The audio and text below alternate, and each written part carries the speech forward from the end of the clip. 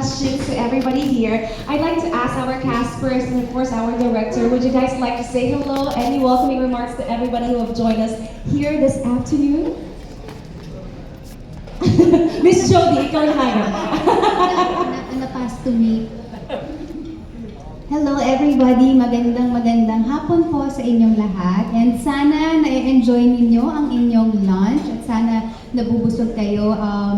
Ngayon pa lang po, gusto ko kayong pasalamatan sa oras na ibinigay nyo sa amin ngayong hapon. Kahit na mabagyo, kahit na maulan, gaya ng ating pelikula direct, no? Mabagyo. Ayan. So again, thank you very much for your time and thank you so much for being here. Thank you as well for being here. We love you here, Miss Jody. Now let's, of course, ask Miss Ago, what message would you like to send to everybody here? Good afternoon to everyone and salamat at nakapunta kayo despite of the bad weather.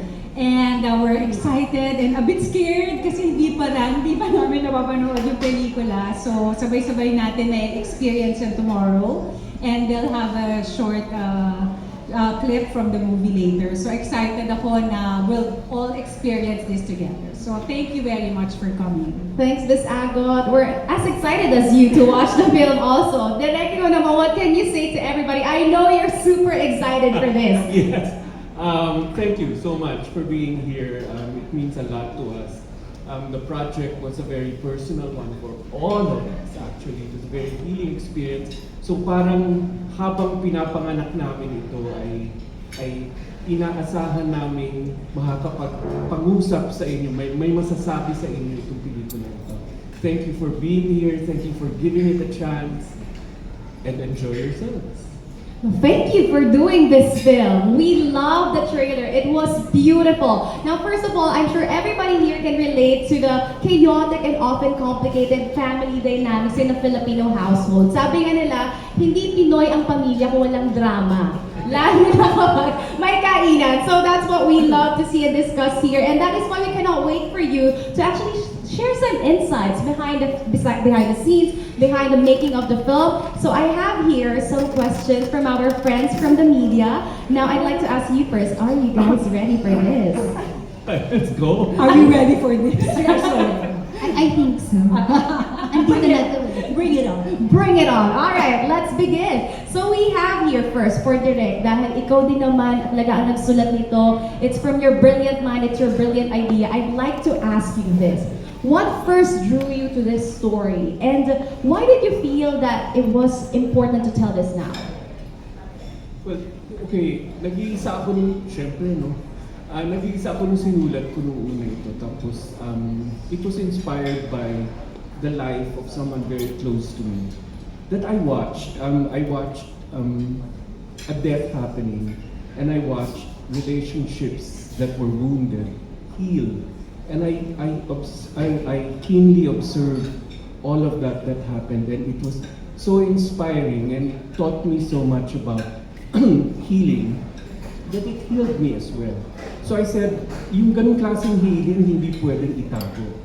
So kailangan sabihin yung masabi yun sa iba sa pamamagitan ng storya. So I started writing. It took about 2 years to write because I'm not a writer. I had to collaborate with other younger people to try to bring the freshness of the material, and that's it. I was inspired by someone's life, by people, by characters who dealt with the situation.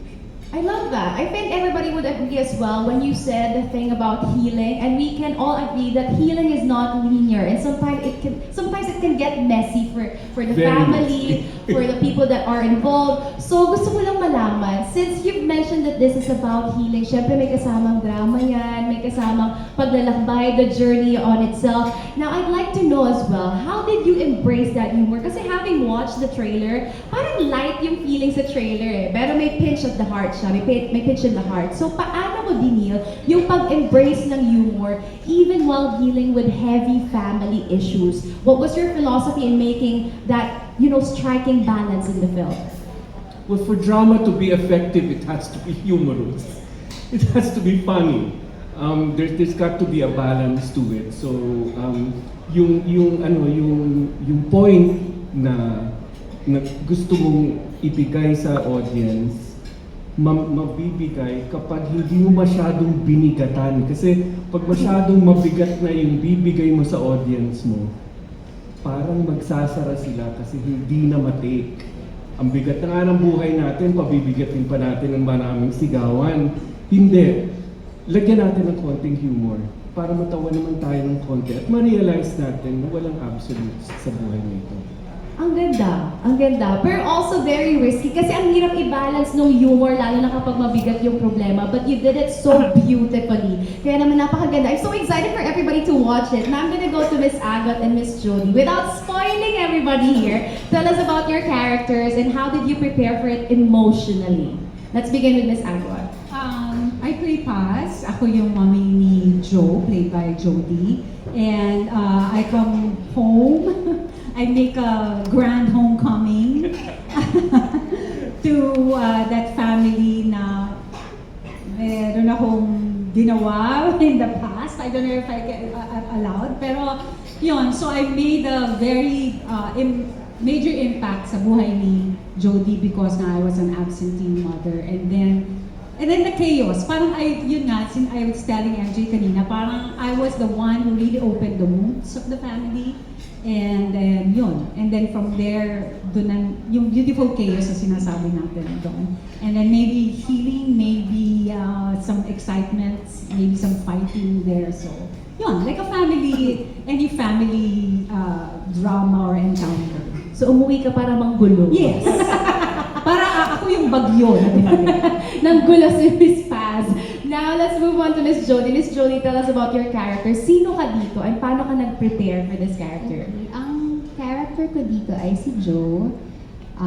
Anak ako ni Paz. So, ako yung bata na sabi natin inabandona niya for 20 years. So, si Joe ay isang writer. Mataas ang pangarap niya sa buhay. She's hyper-independent. And she knows na marami siyang kailangan mga bagay na i-deal sa sarili niya. So, meron siyang isang therapist na... wait lang, okay. Meron siyang therapist. Malalaman niyo kung sino ang therapist na ito at kung bakit kami natatawa.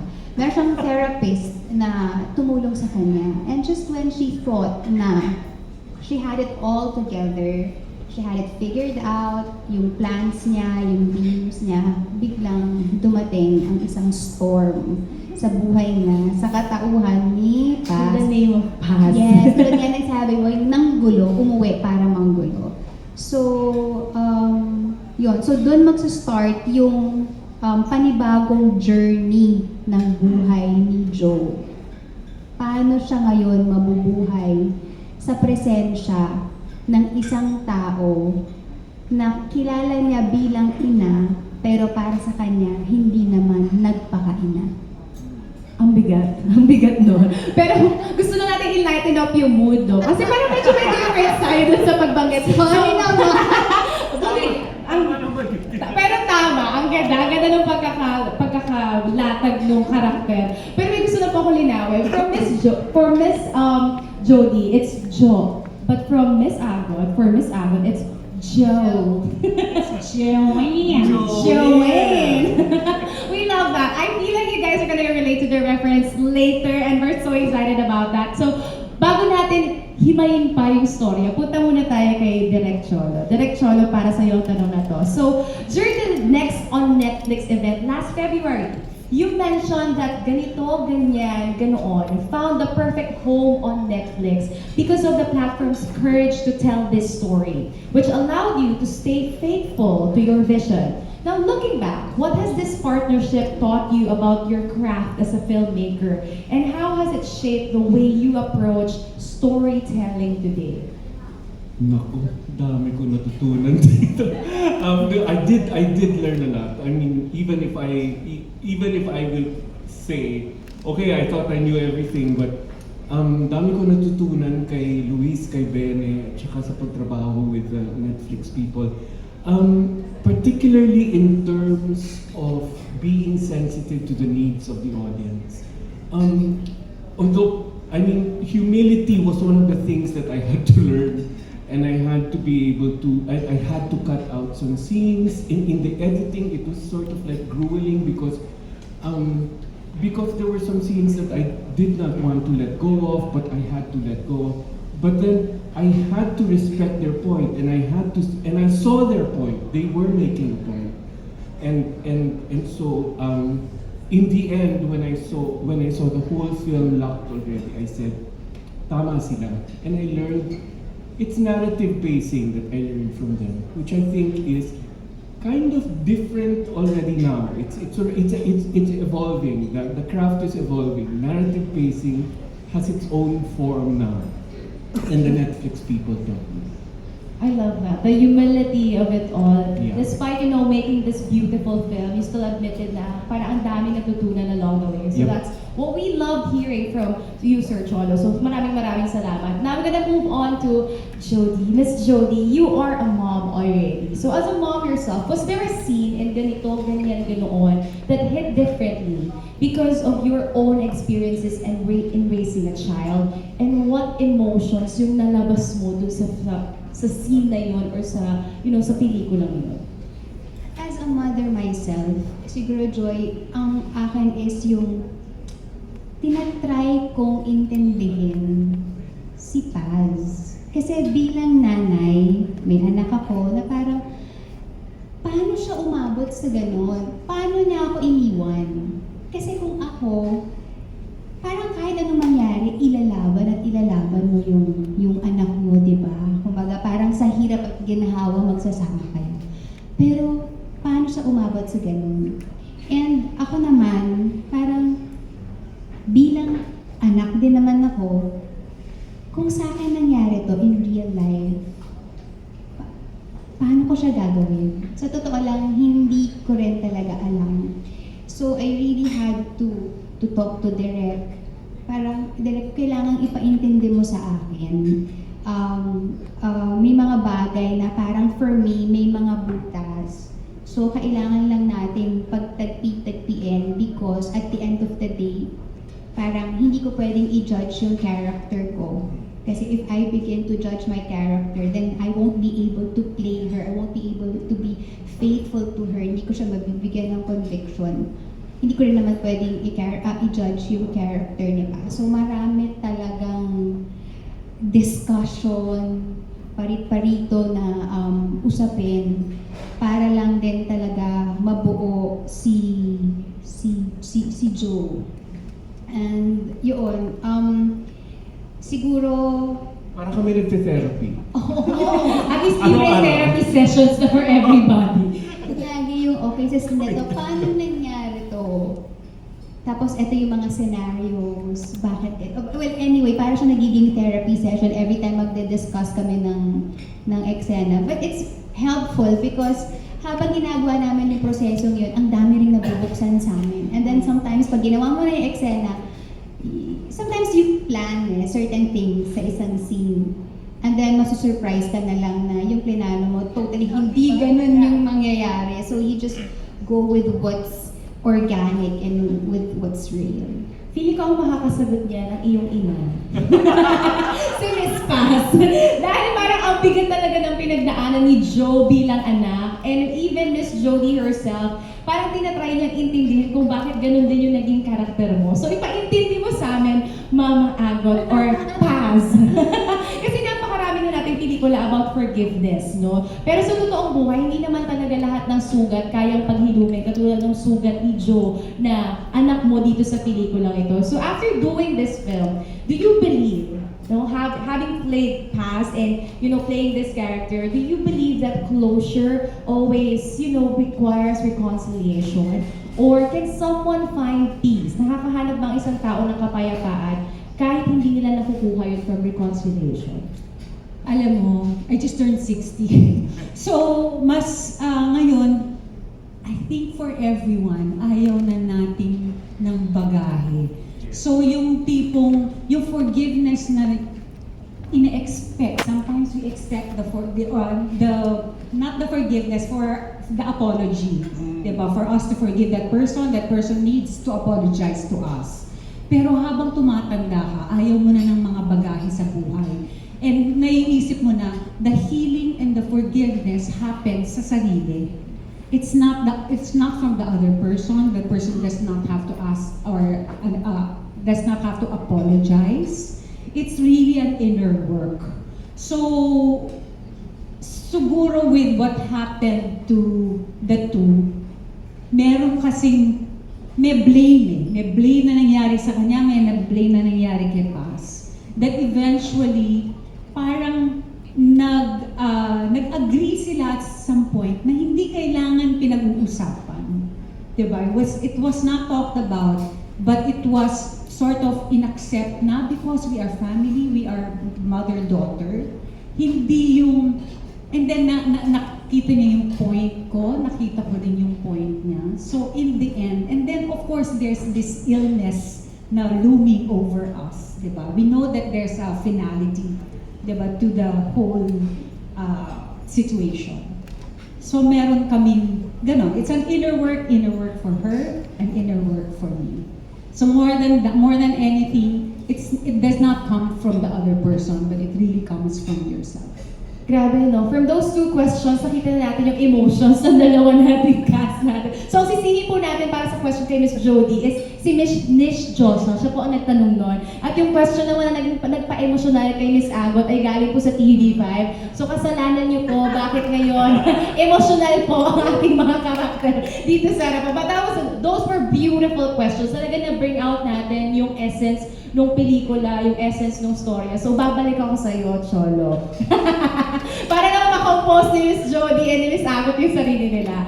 Gusto ko lang malaman, dahil sobrang dami na din talagang movies about Filipino families. So, from Mega Asia, ang tanong na to, what do you think this film adds to the conversation? Mahirap din yung tanong mo, Mega Asia. It prescribes that we have to resort to proper communication. Kasi kaya nga natin tinawag na ganito, ganyan, ganun. Napansin nyo kapag hindi na natin alam kung ano sasabihin natin, o kapag ayaw natin sabihin yung gusto nating talagang dapat sabihin, sinasabi natin, yung ganyan, ganito, ganun. Kasi hindi natin mailabas. It requires only that you talk, that you expose the wounds, that you yank them open and you expose them to the air so that you can start healing. And then another thing that makes it different is the film or the story does not prescribe anything except that. It will not prescribe you to forgive, it will not prescribe you that this is good, that is bad, go here, go there. No. It just tells you, this is the Filipino family, these are what relationships are like. You decide.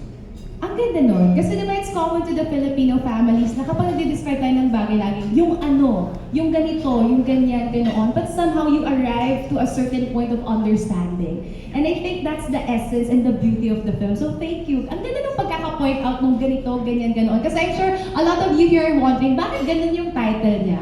And now it all makes sense. So thank you for that. Kaya babalik na ako sa emotional na character natin dito. So yun naman po, Miss Jody. So this is a question from Blake Salcedo. I know you've mentioned earlier that after all the scenes, after you take yung mga scenes, nagkakaroon kayo na parang debriefing, para kayo may therapy sessions. Now, Blake Salcedo is asking, was there anything that helped develop your process into getting into your character and her story? Ano yung proseso? Paano ka nakarating sa ganung punto ng pagkakaintindi sa character mo? Sa akin kasi, it's both personal and also with the help of my director. Personal because I think si Joe and si Jody share one thing. I grew up not knowing who my father was. So, yung abandonment and rejection issues na nararamdaman ni Joe, super gets ko yun. Yung ilan sa mga coping mechanisms na makikita mo na ginawa niya sa film, yung pagiging achiever niya, yung pagiging hyper-independent niya, super nakaka-relate ako dun. But then, si Joe ay hindi si Jodie at si Jodie ay hindi si Joe. So dun pumapasok yung guidance ni Direk na paano mo natin gusto tong gawin? Anong direksyon natin to dadalhin? So, yeah, kung nasagot yung question. Nasagot naman. Pero parang nahirapan kami dun sa proseso mo na paghiwalayin yung Joe sa Jodie, lalo na ang laki nung area for relatability dun sa karakter o dun sa piniplay mong role. Yes, kasi parang normally, di ba, parang when you have, let's say, abandonment and rejection wounds, ang tendency mo talaga is to, meron kang tendency to please people magpi-people please ka. But with Joe kasi, ang nangyari, yung with Paz, nung bumalik siya, yung talagang horrified siya. Parang the whole, everything was just so traumatic na hindi niya kayang mahawakan, ni hindi niya matignan, ni hindi niya malapitan. So, kung bibigyan ka ng scenario A and scenario B, kung si Jodie is nasa scenario A, si Joe is nasa scenario B. Ganon siya. So, ganon namin siya hiniwalay. Ganun ka-conflicting talaga yung decision making dun sa storya. Yes.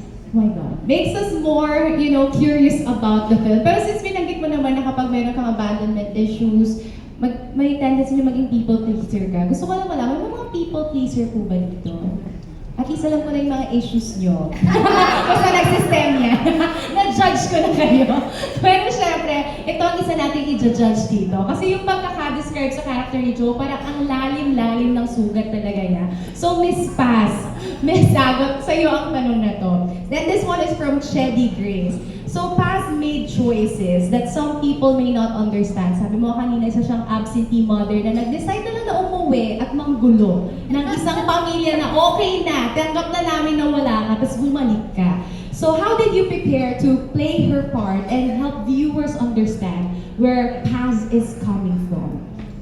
Alam mo, wala namang tao na simple or one-dimensional, di ba? It's always very complex. Lahat ng tao, I guess that's what makes them different. And then for Paz, it's what makes her difficult. Di ba? Yung complexity niya. Maraming pinagdaanan si Paz na maybe hindi nyo makikita sa screen, no? But it helped me understand the character. Kung gano'n nasugatan si Joe, ganun din kasugat si Paz. So it's hurting people. So, yun yung hugot ko from Paz. As for Pegs, hindi lang isang tao, marami siya. Maraming complex na tao ang tinignan ko at inaral ko to arrive at the character. I love how you worded out, hurt people. Kasi totoo siya. Sometimes we project our issues to other people, lalo na yung mga issues na hindi natin kayang gamutin sa sarili natin or i-work or tanggapin sa sarili natin na meron tayo. So I feel like somehow you helped us understand, in hindsight, kung bakit nga ba ginawa yun ni Paz. Pero later on, you guys are gonna have a sneak peek anyway. So tignan natin kung totoo ba ang sinasabi ni Paz. Mahirap din talaga mag-judge ng tao eh. Totoo. Kaya let's not be judges. Totoo, let's not be judgers. Pero ito, gusto ko malaman. Hindi tayo mga judgers. Ito, Sir Cholo, gusto ko naman itong marinig sa'yo. So it's been a decade, sobrang tagal na. Simula nung last na pelikula mo. So, CJ Says, ask you this question. Palitan na natin ang pangalan niya. CJ asks na. Hindi na CJ Says. So, CJ Says asks, saan ba si CJ? Nandiyan si CJ. Yan. Pageant vlogger turned into a movie. Writer yan siya. CJ, I love CJ. So ito ang kanyang tanong. What took you so long to do movies again? And what made you say yes to do a movie directorial comeback via Netflix? Overtake ang buhay. I continued on with my career as a commercials director. I had to make a living because I was raising a family. And then, but you know, ever since we premiered Nasaan Ka Man, I never really stopped pursuing film. I continued to be part of film groups. Like I founded Originate Media with Michiko Yamamoto and Moira Lang and the likes. We continued to produce films and distribute films. I continued on with my relationship with film, but I needed the ideal situation for me to be able to do a new film. It was in 2018 when actually I felt there was a chance I could jump into the arena again. The first chance was with Signal, and because streaming was starting to come into the picture. And then the second chance is this, and the most ideal was with Netflix, because they gave a proper budget, that they had a proper organization to try and get it done, and it was good. It was a good experience. So yun, hintay lang ng tamang opportunity kasi medyo may requirements ako para sa pelikula. Mataas ang standards Mataas. ng isang Cholo Laurel. Pero narinig niyo naman ang keywords, proper budget from Netflix. I think we can all agree to that. Look at what you're eating, guys, now, di ba? Parang, and the venue, parang lahat naman talaga pinapahalagahan. The artists, of course, the visitors, everybody is actually instrumental in making this film a success. They are being valued by Netflix. So, I love that about them. I love working with them. Kaya naman, gusto kong balikan yung sinabi mo kanina about this film. So, this is a Netflix film, guys. And gusto kong balikan yung sinabi mo kanina na itong pelikula na to, walang tama sa kanya. Hindi kayo tuturuan. Wala siyang prescription. It's not about choosing A or choosing B. It's actually just about the story of healing. Now, gusto kong malaman, this is for everybody. And this is a question from Kuya Kimi. Sa family conflict kasi, bawat kamag-anak may sariling perspective sila kung bakit sila tama. Does the film ask us to choose whose truth is correct? Or tinutulungan ba tayo ng pelikula to understand why they remember the same wound differently? Sir Chon. No, it does not prescribe anything. In fact, ang sinasabi niya, walang absolute. Walang absolute na tama, absolute na mali. Lahat ay may gray area dyan. So that's why makikita mo yung mga characters habang pinapakilala namin sila sa inyo at nag-evolve yung pelikula. Makikita nyo yung bawat side nila. Hindi namin ginawang caricature. Makikita nyo na there is good, there is bad, and there is gray. And then you piece together why is this all happening? Because nga, nothing is absolute. Lahat tayo ay tao lamang. Tama yan. Pero, I love how you actually worded that out na lahat tayo may pinanggagalingan. Lahat tayo, tingin natin tayo ay tama because we came from, of course, even if it's the same scenario, different wound pa rin kasi siya for each of us. Kaya feeling ko perfect din tong question to kay Miss Jolie. Since you can relate to the character of Jo, but also not relate to her entirely. Ikaw naman, how would you make people understand why people have the tendency to have the same wound pero they remember it differently, lalo na sa isang family setting? Siguro depende kung ano yung interpretation mo doon sa mga events na nangyari sa life mo. It would depend on the kind of environment that you had growing up. Diba?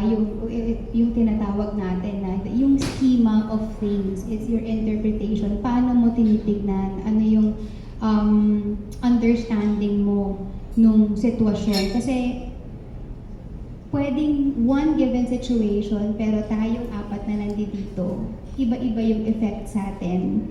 Iba-iba yung interpretation natin depending on the experiences we had in the present moment and we had during the times na mas bata tayo or during our childhood, ganyan. So, to answer the question then, I feel like depende sa audience eh. Tama si Direk. Walang absolute. Hindi to magpe-prescribe ng anything. Pero ikaw, as a viewer, paano siya magsispeak sa'yo? Kumbaga, paano ka makaka-relate doon sa kay Joe, sa character ni Paz? Or ikaw ba si Tito Pipo, yung isang character? So, it's just a matter of kaninong storya ka mas sino yung mas naiintindihan mo kasi sino yung mas malapit sa storya mo or sa storya ng pamilya mo. So, tingnan natin kung kanino kayo mahahatak na story dito, kung kaninong persona kayo mas makaka-relate. Pero gusto ko na marinig kay Miss Agot, dahil ikaw si Paz dito, and you mentioned that she is a very complex character. But that is actually what makes her human. Gusto ko rin namang marinig sa'yo, paano mo naman ipapaintindi sa mga tao that people heal differently, even if they have experienced the same pain? Iba-iba yung way natin of coping, healing, and of course, understanding of things.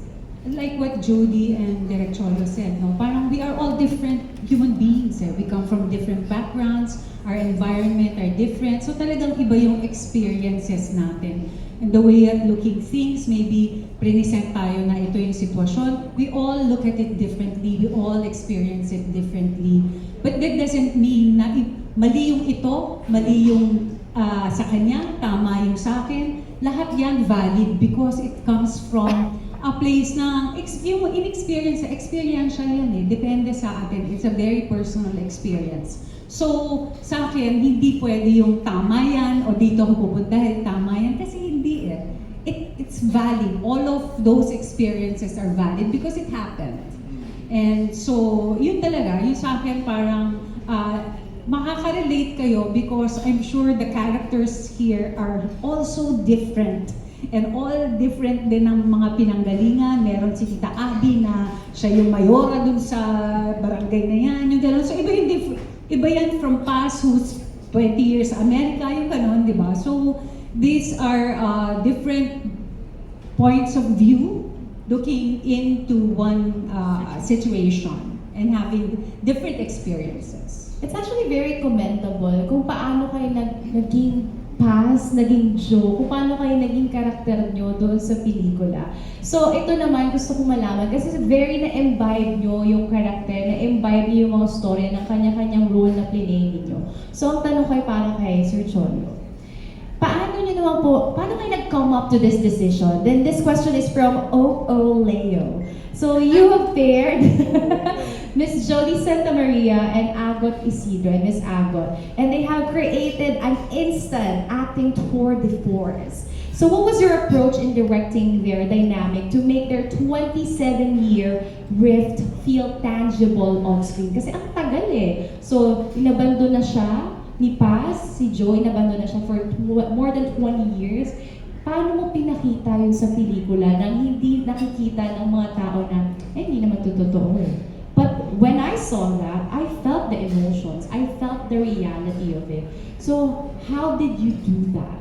How did I direct them? Yes. Wala, iniwala ko lang. You trusted them, I basically. trusted. I've learned the lesson from doing a lot of other past things with other great actors also. That you have to give them the leeway to be malleable. Yung para yung sila mismo ang hahawak dun sa clay nung character. Sila mismo ang magpoporma kung ano talaga yung character nila. Kaya lang, bago nila magawa yan maayos, kailangan mong upuan with them na ganito ang gusto nating ipalabas na human being. Dito siya nanggagaling. Ito yung kanyang takot sa buhay. Ito yung kanyang sugat na napakalalim. At gusto niyang marating ito. So, we, oh my God, debated, discussed separately. Kung minsan nasa set kami, gaganyanan ako ni Jody or ni ano, direct, mali ito, ganyan. So I will stop the whole shoot and I will say, okay, I will not ignore because I'm not an absolute. I'm never absolutely right. But I will sit down with them, I will stop the shoot, meresing may EGM dyan. And then I will sit down and okay, tell me, why is this wrong? And when I get the point, I will let them do it. And believe me, if that's your approach in directing, you let them be the human beings that you envision, magic comes out. Inspiring. Grabe, ang ganda ng pagkakalatag ng pagkaka-explain nun. Pero let's disregard lang po yung about dun sa EGL law. That was just for the sake of the narrative we followed. Yes? Good practice nga yun. Yeah. eh. We followed Right. super to the letter. Yeah, Oo. to the left.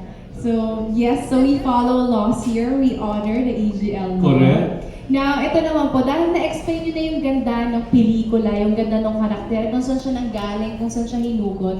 Ito naman, let's look at the bigger picture. So I'm gonna ask Miss Agot and of course Miss Jody. And this is actually a very, very interesting question because earlier this year, Netflix introduced its exciting lineup of Filipino films and series coming to the platform in 2026. So as artists, leading one of Netflix's originals, what does it mean to be championing local narratives and having these stories shared not only to the Philippines but also with audiences from around the world? Kasi again, this will be streaming globally. So, kamusta yung pakiramdam na isa kayo sa mga flag bearers ng local narratives? Ako personally, sobra akong excited and sobra akong natutuwa because before, di ba, when we have, let's say, mga local titles, regional kung ipalabas sila.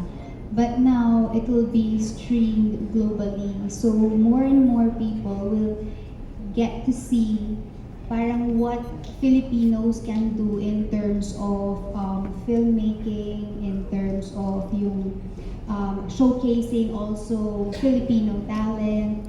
And because before, tayo yung karaniwang pinapasok ng mga foreign series or films. So we get a glimpse of what their culture is like through the films that we get to see. But now,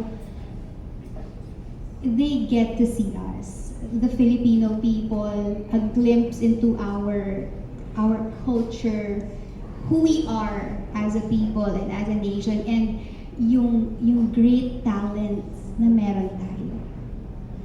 It's actually a perfect time to be proud to be Filipino. I mean, we should all be proud of being Filipino. Pero isa to sa mga panahon na parang mapapasabi ka na lang, thank God for Philippine cinema. Thank God for Netflix for bringing this talent of Filipinos to the rest of the world. Because napakaganda, napakarami nating talento na hindi natin naipapakita because we're restricted in showing it to, of course, local lang or regional showcases lang. So with this one, we'll be able to show it to the world. And that's something that we should be proud about. Kaya gusto ko rin marinig how proud you are of this moment, Miss Agot. Kamusta ang pakiramdam that we're gonna be streaming this globally? Excited, scared, honored actually. Kasi nga, di ba, now the whole world will get to see Filipino talent. And we were talking about traveling kanina, that how it opens one's mind.